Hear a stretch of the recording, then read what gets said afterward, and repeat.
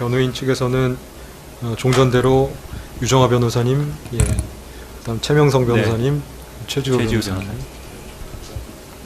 마이크 잘 안 들리나요? 피고인 들어오시라고 하시기 바랍니다.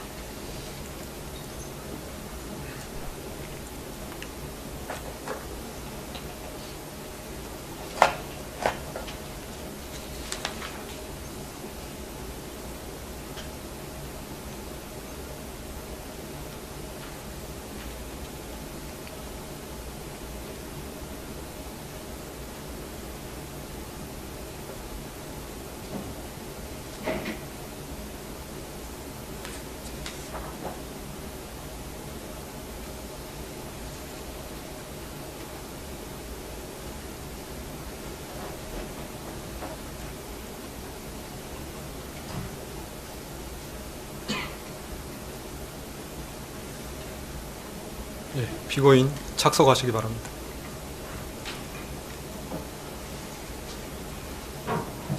판결 선고는 피고인 착석 상태로 진행하도록 하겠습니다.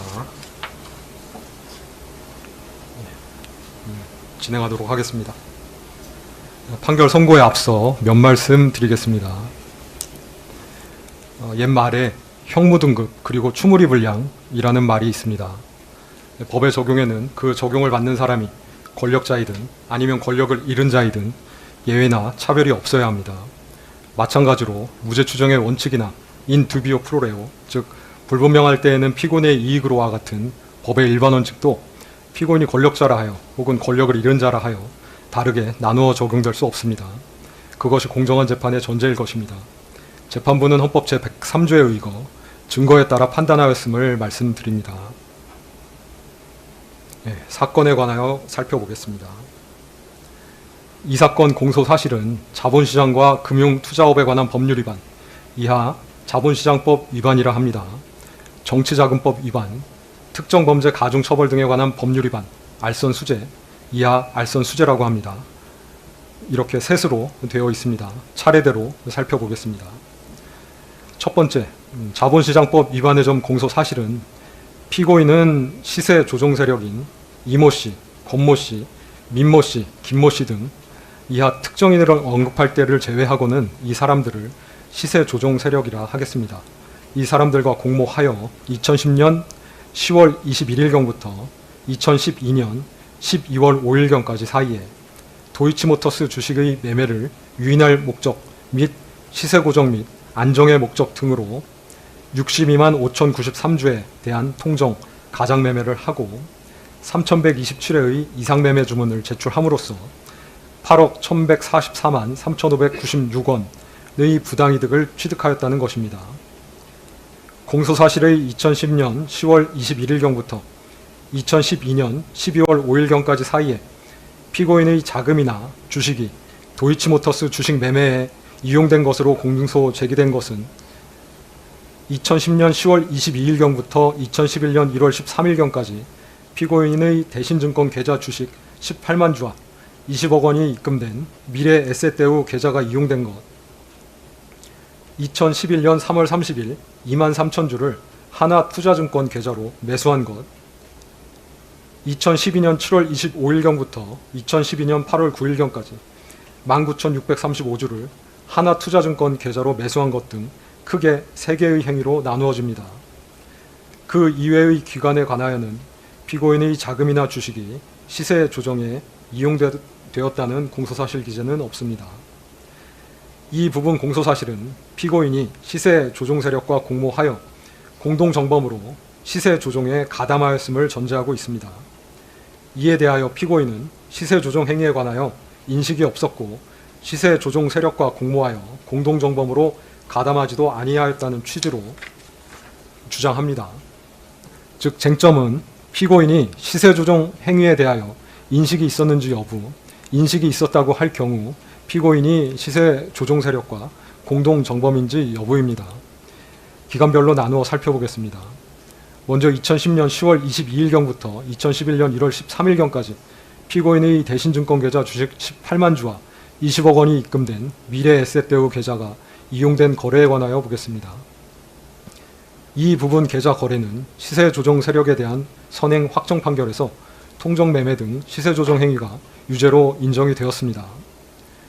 피고인에게 이러한 시세 조정 행위에 관하여 인식이 있었는지에 대하여 보면 피고인은 미필적으로나마 자신의 자금이나 주식이 시세 조정 행위에 동원될 수 있음을 인식하면서도 이를 용인하였다고 볼 여지가 없지 않습니다. 그 이유는 다음과 같습니다. 첫째, 피고인이 시세 조정 세력이었던 블랙펄 인베스트먼트 대표 이모 씨, 이하 블랙펄이라고 합니다. 등에게 위 주식 매도하고 자금을 일임하여 일임 매매를 위탁한 것으로 보이는데 피고인이 블랙펄 측에 주기로 한 수익금 40%는 일반적인 경우보다 상당히 높습니다. 둘째, 2010년 5월 24일경부터 기존에 보유하던 도이치모터스 주식 69만 주 중 51만 주를 매도하여 오던 피고인이 일임 매매를 통해 2010년 10월 28일경부터 다시 주식을 매수하기 시작하였는데 그와 같이 다시 매수를 시작할 만한 동기가 불분명합니다. 셋째, 2010년 10월 28일경에서 11월 1일경 사이 피고인의 대신증권 계좌에서는 주식 18만 주가 매도되는 사이 피고인의 미래에셋 대우 계좌에서는 같은 시기에 더 높은 평균 단가로 주식 11만여 주가 매수되었는데 굳이 이와 같은 양태로 주식을 매매할 이유가 없습니다. 피고인이 증권사를 통해 위와 같은 매매를 확인할 수 있는 상황에서 이러한 매매 양태에 대하여 의문을 가질 수 있었다고 보입니다. 넷째, 피고인이 홈 트레이딩 시스템 거래 관련하여 증권사 직원과 통화를 하면서 자신의 통화가 녹음되는 것을 염려하였는데 정상적인 거래라면 굳이 그와 같이 염려할 이유가 없어 보입니다.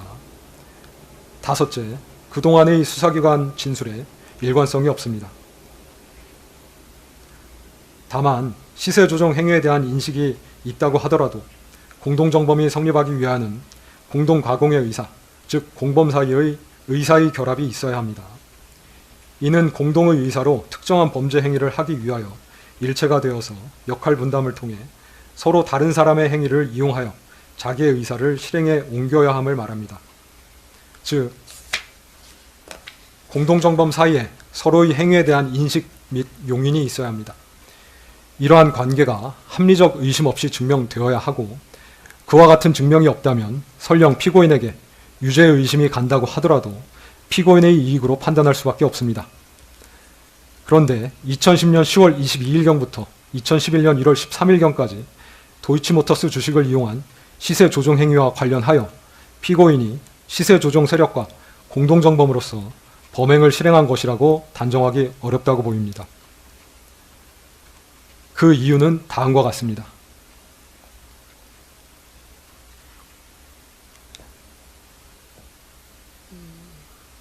첫째, 속기사님, 제가 나중에 스크립트 드릴 테니까 안 하셔도 됩니다. 첫째, 시세 조정 세력 중 누구도 피고인에게 시세 조정에 관하여 직접 알려준 바가 있다고 진술하는 사람이 없어서 피고인이 시세 조정에 있어서 어떠한 역할을 수행하였는지에 관한 자료가 없습니다. 둘째, 피고인은 2010년 10월 28일 10만 주, 11월 1일 8만 주를 민모 씨, 김모 씨의 지시에 따라 블랙펄 대표 이모 씨에게 넘겨주었는데 통정 매매라고 보기 위해서는 그것을 통해 매매가 성황을 이루고 있는 듯한 외관을 형성하여야 하고 행위자에게 그러한 목적 등이 있어야 하나 피고인은 도이치모터스 주식 18만 주를 블랙펄에 넘겨주려는 목적으로 매도 행위를 한 것으로 보일 뿐 더 나아가 피고인에게 매매가 성황을 이루고 있는 듯이 잘못 알게 하거나 그 밖에 타인에게 그릇된 판단을 하게 할 목적까지 있었다고 단정하기 어려워 보입니다. 셋째, 피고인은 2011년 1월 13일 블랙펄 측과 수익금을 정산하면서 대신증권에 있던 주식을 블랙펄 측에서 일방적으로 할인율을 정하여 블록딜로 매각한 것에 항의하기도 하였는데 만약 피고인과 블랙펄이 공모관계에 있었다면 블랙펄이 피고인에게 알리지도 아니한 채 일방적으로 할인율을 정하여 시가보다 약 2억 5천만 원가량 저가로 할인 매각하지는 못하였을 것으로 보입니다.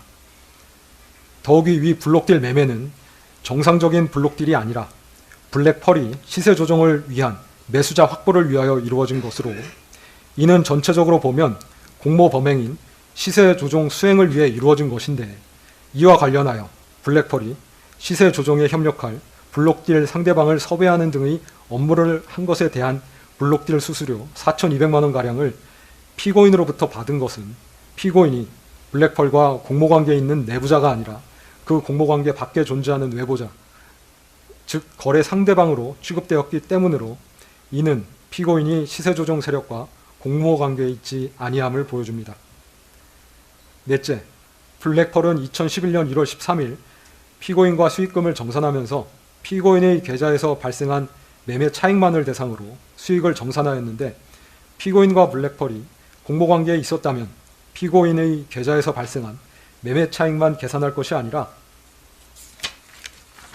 이 부분 공소 사실에서 시세 조종 세력이 시세 조종에 사용한 다른 계좌들 20여 개에서 발생한 매매 차익도 함께 고려하여 정산을 하였어야 할 것인데, 그와 같은 형태로 정산이 이루어진 바 없습니다. 이러한 사정들 때문에 시세 조종 세력이 피고인을 공동정범으로 여기며 함께 범행을 수행하려는 의사가 있었다고 보이지 않습니다. 따라서 가사 피고인이 시세 조종 행위에 대한 인식이 있으면서 이를 용인하였다 하더라도, 피고인에게 방조의 성립은 변론으로 하더라도 공동정범이 성립할 수는 없다고 보입니다. 이 사건에서 방조의 성립 여부는 공방의 대상이 아니었기 때문에 방조의 성립 여부에 관하여는 더 나아가 판단하지 아니합니다. 다음으로 2011년 1월 14일경부터 2012년 12월 5일경까지 이루어진 시세 조종 행위에 관하여 보면, 피고인은 2011년 1월 13일 정산을 마침과 동시에 블랙펄에 맡겼던 도이치모터스 주식 1인 매매를 종료하였고, 2011년 1월 14일경부터 2012년 12월 5일경까지 이 사건 대신증권 계좌, 이 사건 하나투자증권 계좌에서 이루어진 도이치모터스 주식 매매 중 이 사건 공소사실에 포함된 것은 2011년 3월 30일 23,000주를 하나투자증권 계좌로 매수한 것, 2012년 7월 25일경부터 2012년 8월 9일경까지 19,635주를 하나투자증권 계좌로 매수한 것인데, 이러한 하나투자증권 계좌 관련된 매매는 공범으로 기소된 시세 조종 세력에 대한 선행 확정 판결에서 시세 조정에 이용된 계좌로 인정되지 아니하였고, 위 행위들은 피고인이 독자적 판단 하에 매수한 것으로 보일 뿐 시세 조종 세력과의 의사연락 하에 매수하였다고 인정할 만한 증거가 부족합니다. 더욱이 위와 같이 매수된 주식은 이 사건 공소사실 기재 기간 중에 매도되지도 아니하였습니다. 공소사실 중 그 외의 기간에 이루어진 타인 계좌에서의 주식 매매 관련하여서는 피고인이 관여하였다고 볼 증거가 없습니다. 나아가 공소 시효에 관하여 살펴보겠습니다. 피고인이 자신의 증권계좌에 금원을 입금하기 시작한 것은 2010년 10월 22일경부터이고, 피고인의 계좌 등이 시세조정 행위에 이용된 것은 2010년 10월 28일경부터로, 그 무렵부터 2011년 1월 13일까지 이루어진 시세조정 행위는 피고인의 계좌 등이 교부되어 1인 매매 형태로 이루어졌고, 그 방식은 주로 통정, 가장 매매였다는 점, 2011년 1월 13일경 피고인이 1인 매매를 위탁했던 상대방과 다투고 정산을 받은 이후로는 1인 매매를 하지 아니하였다는 점, 피고인이 자신의 계좌 이외에 시세 조정에 이용된 계좌나 그 운용 형태 등에 관하여는 별다른 인식이 없었던 것으로 보이는 점, 2011년 3월 30일경 이루어진 매수행위는 피고인이 스스로 거래를 한 것으로 보이는 점, 그 후 1년 4개월가량 경과된 2012년 7월 25일경부터 2012년 8월 9일경까지 피고인은 단기간 동안 스스로 현실 매매를 한 것으로 보이는 점, 그 이외의 기간에는 피고인의 계좌나 자금이 이 사건 시세 조종 행위에 이용된 것은 없는 것으로 보이는 점 등을 종합하여 보면 2010년 10월 22일경부터 2011년 1월 13일경까지 이루어진 행위, 2011년 3월 30일경 매수행위, 2012년 7월 25일경부터 2012년 8월 9일경까지 이루어진 행위는 주식거래의 주체 및 운용 형태, 시간적 이격 등에 비추어 그 전체에 대하여 범위의 단일성과 계속성이 인정된다고 보기 어려우므로 2010년 10월 22일경부터 2011년 1월 13일경까지 이루어진 행위, 2011년 3월 30일경 매수행위, 2012년 7월 25일경부터 2012년 8월 9일경까지 이루어진 행위는 각각 별개로 공소시효가 진행한다고 봄이 상당합니다. 따라서 2010년 10월 22일경부터 2011년 1월 13일경까지 이루어진 행위는 2011년 1월 13일경부터 2011년 3월 30일경 매수행위는 2011년 3월 30일경부터 공소시효가 진행되어 각 2021년 1월 13일 및 2021년 3월 30일에 10년의 공소시효가 도과되었다고 보입니다. 그 외에 2012년 7월 25일경부터 2012년 8월 9일경까지 이루어진 행위는 공범으로 기소된 시세 조종 세력에 대한 선행 확정 판결에 의하여 공소시효가 중단되었으므로 공소시효가 완성되지는 아니하였으나 앞서 살핀 것처럼 범죄 증명이 없습니다. 포괄일죄로 기소된 공소사실 중 일부에 대하여는 공소시효가 완성되었고 일부에 대하여는 유죄의 증거가 없을 경우 면소 부분은 이유에서 설명하면 족하고 주문에서는 무죄 표시를 하는 것이 판례이기 때문에 이 부분 공소사실에 관하여는 주문에서 무죄를 선고하기로 합니다.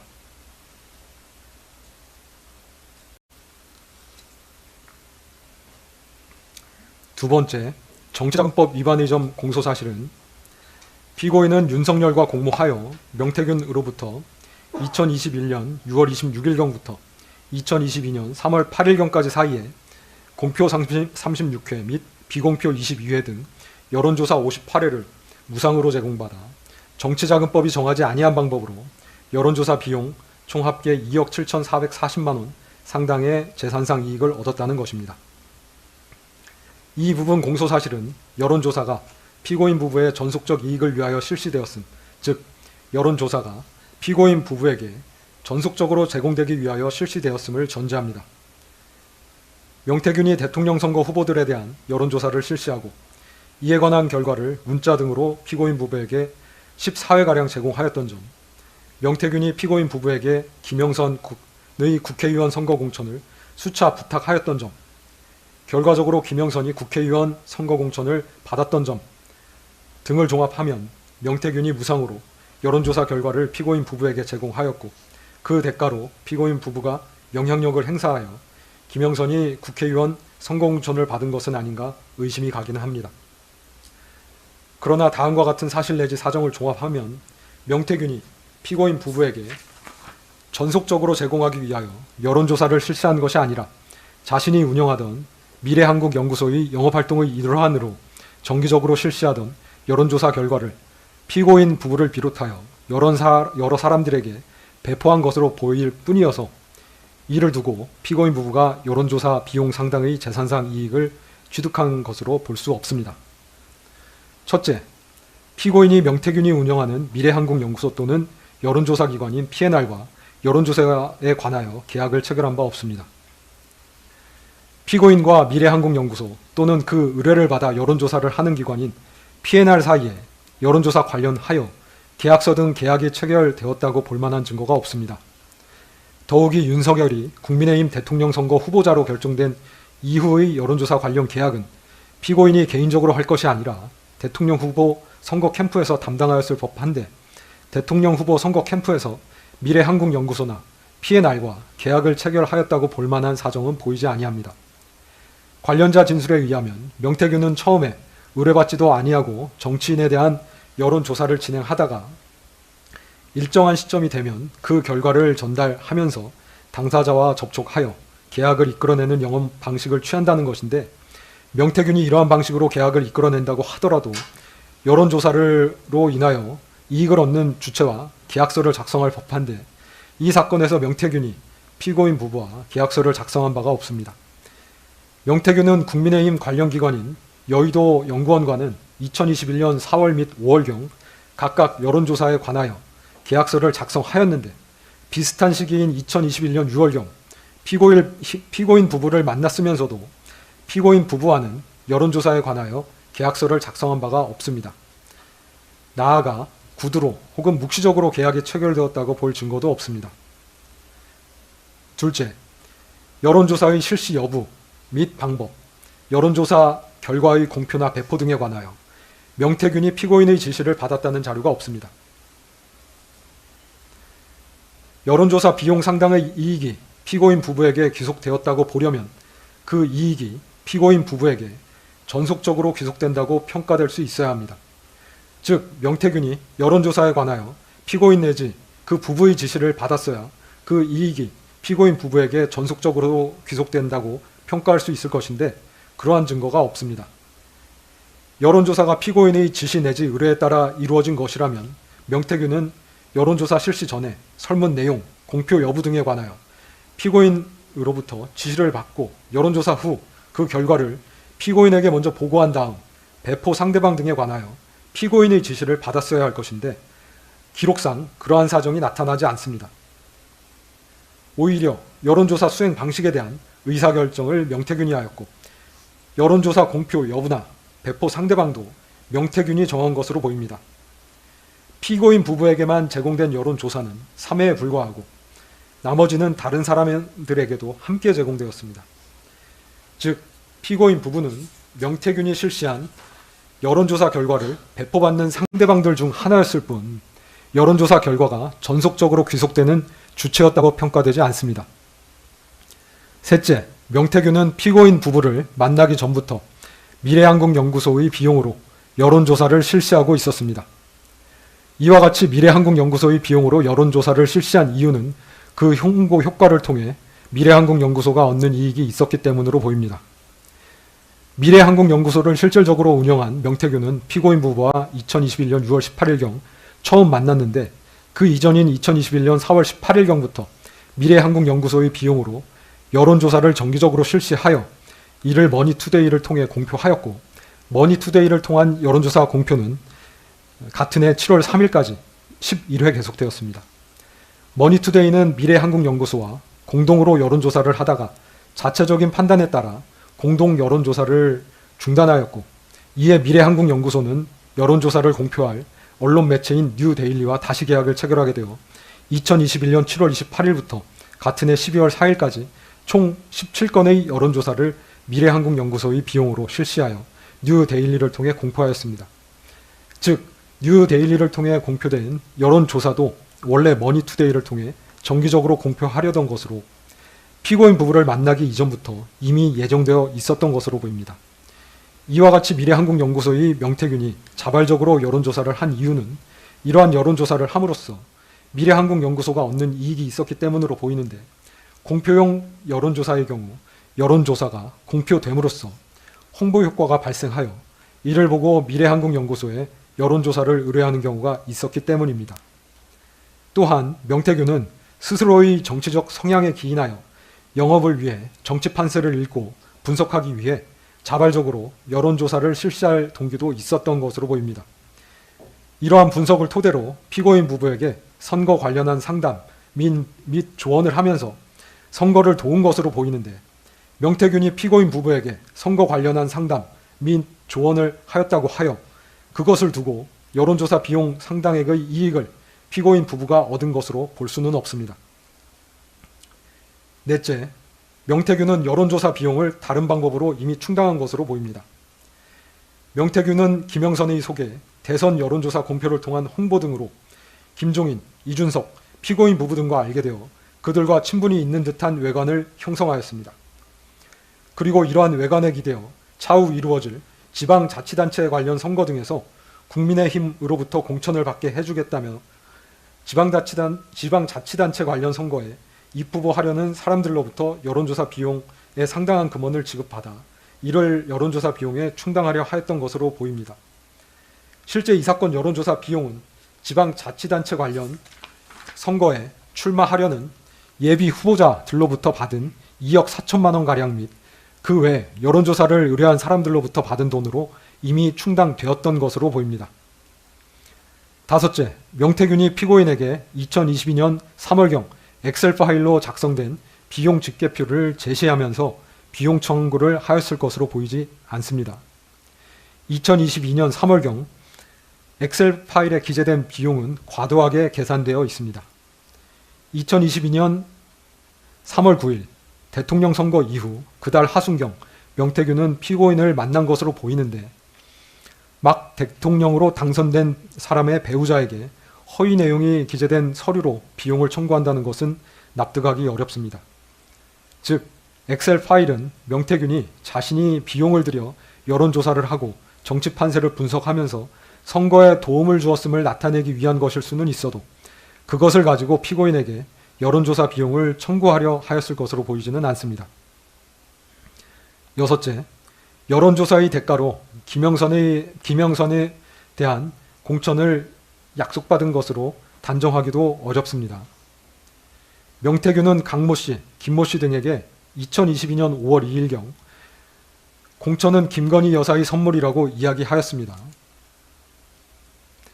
즉 명태균은 2021년 3월 말경 피고인으로부터 여론조사 비용을 받는 대신 김영선에 대한 공천을 약속받았다는 취지로 강모 씨, 김모 씨 등에게 이야기한 것으로 보입니다.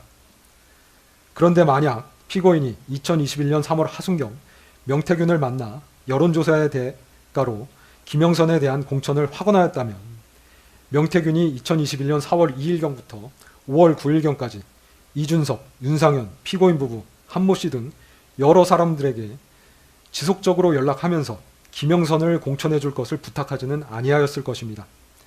특히 피고인에게 거듭하여 공천을 부탁하지는 아니하였을 것입니다. 실제 김영선에 대한 공천은 국민의힘 공천심사위원회에서 위원들 사이의 토론을 거쳐 투표에 의하여 결정된 것으로 보입니다. 이상의 이유로 이 부분 정치자금법 위반 공소사실은 범죄 증명이 없습니다. 세 번째, 알선 수재의 점 공소사실은 피고인은 전성배와 공모하여 윤영호로부터 윤석열 대통령의 직무와 관련하여 통일교의 각종 프로젝트와 행사에 대한민국 정부가 예산 등을 지원해달라는 요청과 함께 2022년 4월 7일경 802만 원 상당의 샤넬 가방과 X불상의 천수삼 농축차를 2022년 7월 5일경 1271만 원 상당의 샤넬 가방과 X불상의 천수삼 농축차를 2022년 7월 29일경 6,220만 원 상당의 그라프 목걸이를 제공받아 대통령 등 공무원의 직무에 속한 사항의 알선에 관하여 합계 8,293만 원 상당의 금품을 수수하였다는 것입니다.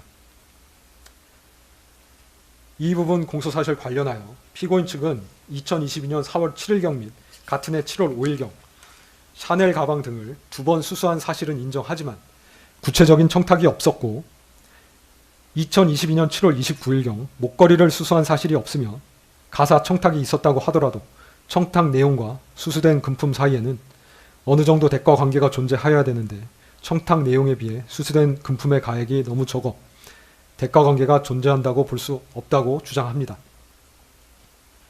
네, 살펴보겠습니다.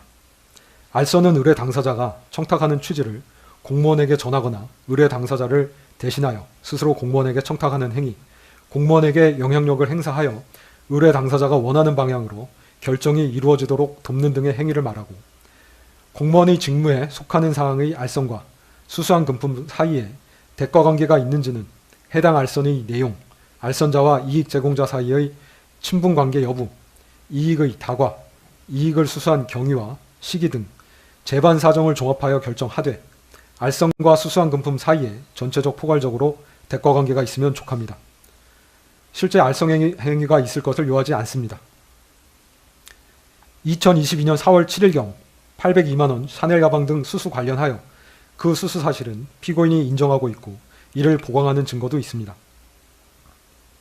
그러나 그 직전인 2022년 3월 30일경 피고인이 윤영호에게 대선을 도와줘서 고맙다는 취지로 윤영호는 피고인에게 대통령 당선을 축하한다는 취지로 전화통화를 하였으나 이는 의례적인 표현이고 그 대화 내용 중 청탁이라고 볼 만한 것이 없고 그 시경부터 가방을 수수할 당시까지도 청탁이라고 볼 만한 것이 없어 이를 전제로 하여 알선 명목으로 금품을 받은 것으로 볼 수는 없습니다. 따라서 이 부분은 무죄로 판단됩니다. 2022년 7월 5일경 1271만 원 샤넬 가방 등 수수 관련하여 그 수수 사실을 피고인은 인정하고 있고 이를 보강하는 증거도 있습니다. 다만 2022년 7월 5일경 윤영호가 전성배에게 샤넬 가방 등을 전달할 당시에 명시적으로 청탁 내용을 언급한 것은 없는 것으로 보입니다.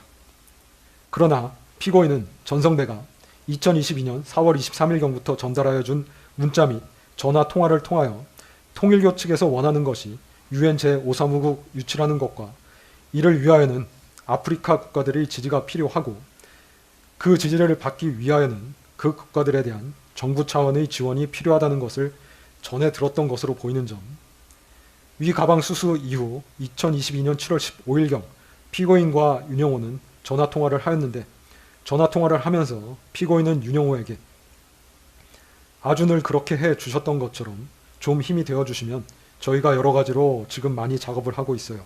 뭐 경제적으로나 문화 여러 가지가 이제 이런 많은 업적들이 이렇게 훼손되지 말아야 되잖아요 라고 말하였는 바 그 의미는 통일교에서 추진하는 일, 업적 관련하여 정부 차원의 경제적인 지원이 필요한데 그러한 경제적 지원을 위해 피고인이 작업, 즉 노력을 하고 있다는 취지로 보이는 점 등을 종합하면 피고인은 7월 5일 가방을 교부받을 당시 통일교의 청탁 내용이 정부 차원의 경제적인 지원과 관련되어 있음을 인식하고 있었고 그러한 경제적 지원을 위해 노력 중이라는 것은 피고인에게 청탁의 실현을 위하여 알선 의사가 있었음을 보여줍니다. 따라서 이러한 인식과 의사 하에 샤넬 가방 등을 교부받은 것은 알선의 명목으로 수수한 것으로 판단됩니다. 다음으로 대가 관계에 관하여 보면 피고인은 2022년 7월경 당시 정부의 모든 부처를 통할하는 대통령의 배우자로 대통령에게 정부 차원의 지원 등에 관하여 이야기할 수 있는 가장 지근거리의 사람이라는 점, 피고인은 통일교 측에서 조직을 이용하여 피고인의 배우자가 대통령에 당선되도록 도움을 주었다고 인식하여 통일교 측에 감사의 마음을 가지고 있었다는 점, 윤영호의 청탁 내용은 UN 제5사무국 한국 유치를 위하여 아프리카 국가들의 지지를 받아야 하고 그 지지를 받기 위하여 그 국가들에 대한 우리 정부의 ODA 지원이 이루어져야 한다는 것으로 볼 수 있는데 통일교가 추진하는 업무는 정부의 입장에서도 타당성 검토를 통해 지원이 가능한 업무였던 것으로 보이고 이는 국가 운영 및 정책을 총괄하는 대통령의 지시에 의하여 추진될 수 있는 성격의 것으로 보이는 점, 윤영호가 기대하는 피고인의 알선 행위는 윤영호의 청탁을 대통령에게 전달하여 통일교를 돕도록 하는 행위였다고 보이는 점, 대가 관계는 수수된 금품과 알선 행위 자체에 있으면 족하고 수수된 금품과 청탁 내용 실현을 위해 소요되는 금원 사이에 있어야 하는 것은 아니라는 점 등을 종합하여 보면 위 가방 등의 교부와 알선 사이에 대가 관계가 있다고 볼 수 있습니다. 단지 피고인이 받은 금품의 과액과 청탁 실현을 위하여 소요될 비용, 정부의 ODA 지원금 규모 사이에 현격한 차이가 있다는 것은 대가 관계를 부정하는 요소가 되지 않습니다. 따라서 이 부분은 유죄로 인정됩니다. 2022년 7월 29일경 6,220만원 목걸이 관련하여 피고인은 목걸이를 수수한 사실이 없다고 주장하나 윤영호는 전성배에게 피고인에게 전달해 달라면서 목걸이를 교부하였다고 진술하고 전성배는 자신의 처남을 통해 피고인에게 목걸이를 전달하였다고 진술합니다. 살펴보면 목걸이를 전성배에게 교부한 윤영호가 피고인의 연락처를 알고 있었고 직접 연락을 주고받기도 하였기 때문에 그 전달 여부를 피고인에게 직접 확인할 수 있었던 상황에서 전성배가 이를 착복함으로써 2013년경부터 쌓아온 피고인과의 신뢰관계를 파탄시킬 수 있는 행동을 감행할 이유가 없다는 점, 전성배는 피고인과 윤영호 사이를 매개하는 것만으로도 고문료 명목의 금전적 이익을 얻고 있었는데 굳이 목걸이를 착복함으로써 피고인과의 신뢰관계를 깨트릴 이유가 없다는 점, 피고인은 2022년 5월 10일 취임한 대통령의 영부인으로 2022년 7월 29일경은 그로부터 채 3달이 되지 않은 시점인데 그 시점에 전성배가 영부인에게 전달될 물건을 가로채는 대담한 행위를 하였을 것으로 보이지는 아니하는 점 등에서 전성배의 진술에 신빙성이 있습니다. 또한 목걸이를 교부받은 전성배는 윤영호가 같은 날 보낸 문자, 즉 교육부 장관이 아프리카 청년부 장관들을 예방해달라는 청탁 내용을 피고인에게 그대로 전달하였기 때문에 피고인이 그 청탁 내용을 인식하면서 그 다음날 전성배로부터 그 처남을 통해 목걸이를 전달받았으므로 이는 청탁에 대한 알선의 대가 및 명목으로 받은 것으로 판단됩니다. 따라서 이 부분도 유죄로 인정됩니다. 유죄 부분 양형에 관해서 보겠습니다.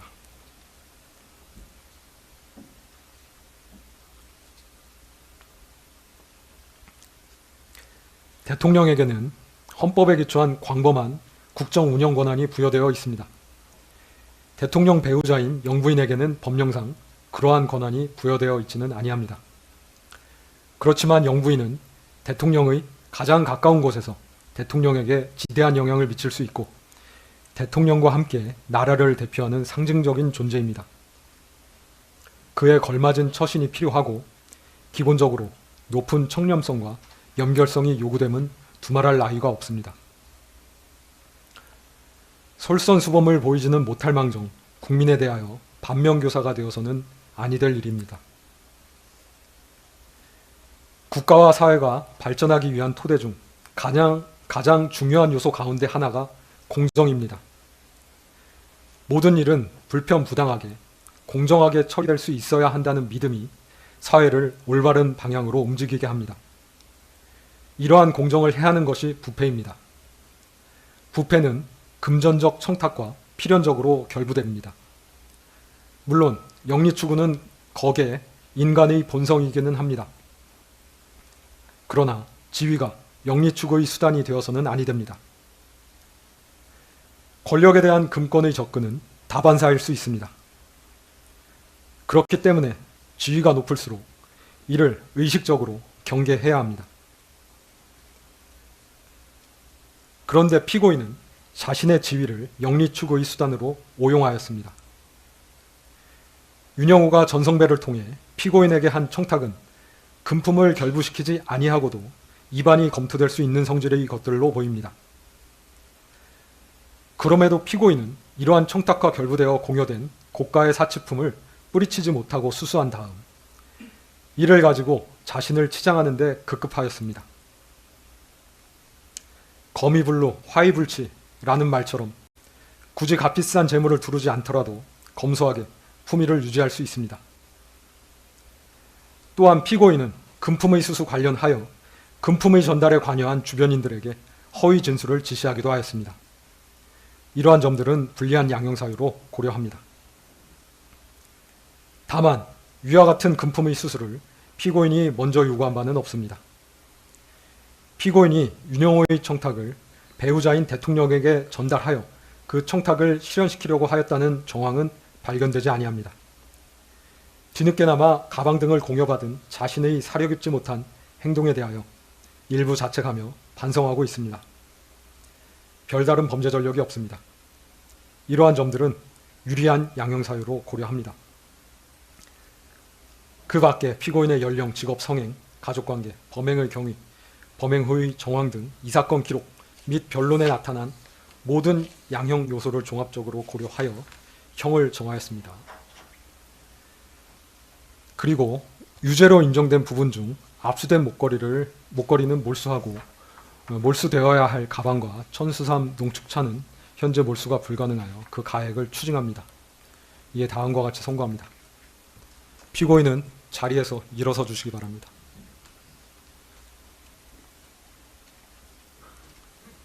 주문. 피고인을 징역 1년 8월에 처한다. 압수된 그라프 목걸이 1개를 몰수한다. 피고인으로부터 1281만 5천 원을 추징한다. 위 추징금에 상당한 금액의 간합을 명한다. 자본시장과 금융투자업에 관한 법률 위반의 점, 정치자금법 위반의 점, 2022년 4월 7일경 특정범죄 가중처벌 등에 관한 법률 위반, 알선 수재의 점은 각 무죄. 피고인은 판결에 대하여 일주일 내에 이 법원에 항소장을 제출해서 항소를 제기할 수 있습니다. 그리고 피고인, 무죄 부분에 대해서 일간지 등에 공시되기를 원하시나요? 그럴 필요까지는 없으신가요? 네. 형사보상 안내문 받아가도록 하시기 바랍니다. 이상으로 판결 선고를 마치겠습니다. 피고인께서는 퇴정하시고 방청인들께서도 질서 정연하게 퇴정하여 주시기 바랍니다. 모두 수고하셨습니다.